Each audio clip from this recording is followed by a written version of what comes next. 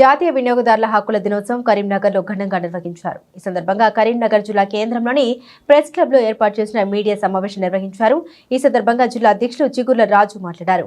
జిల్లాలో ఎలాంటి మోసాలు జరిగినా మేము తప్పకుండా వినియోగదారుల తరపున న్యాయ పోరాటం చేస్తామని వెల్లడించారు. నేను విజయసారథి ఏసీ లీగల్ మెట్రాలజీ అండి. జాతీయ వినియోగదారుల దినోత్సవం సందర్భంగా అందరికీ శుభాకాంక్షలు తెలియజేస్తున్నాం. తర్వాత మేము ఇప్పటి వరకు కూడా మా డిపార్ట్మెంట్లో ఏం చేస్తారు, ఏ విధంగా కంప్లైంట్స్ ఇవ్వచ్చు, కంప్లైంట్స్ని ఇన్వైట్ చేస్తూ మేము ఇంతవరకు కూడా చెప్పాము.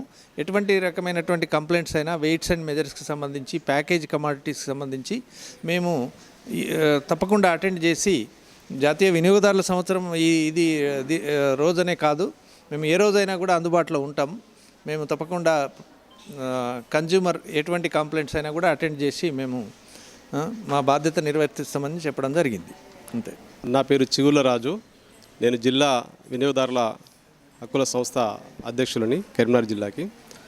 ఈరోజు నేషనల్ కన్జ్యూమర్ డే పర్వదినాన్ని పురస్కరించుకొని ప్రతి ఏటా నిర్వహిస్తున్నటువంటి ఈ ప్రోగ్రామ్ని ఈ సంవత్సరం కూడా ఇక్కడ ప్రెస్ భవన్లో ఏర్పాటు చేయడం జరిగింది. ఇటీ ప్రోగ్రామ్కి మా కమిటీ సభ్యులందరితో పాటు లీగల్ మెట్రాలజీ ఏసీబీ పార్థసారథి గారు సార్ గారు, తర్వాత మేడం భూలక్ష్మి మేడం గారు, తర్వాత సివిల్ సప్లై సూపరింటెండెంట్ గారు, వీరందరూ హాజరయ్యి ఇటు ప్రోగ్రామ్ని సక్సెస్ చేసినారు.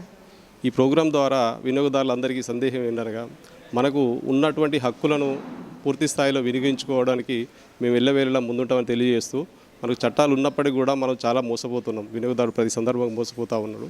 కాబట్టి ఈరోజు మేము వారధిగా అటు డిపార్ట్మెంట్కు ఇటు వినియోగదారులకు మధ్యవర్తిగా మేము మా ఆర్గనైజేషన్ ముందుకు పనిచేస్తూ ఉన్నది.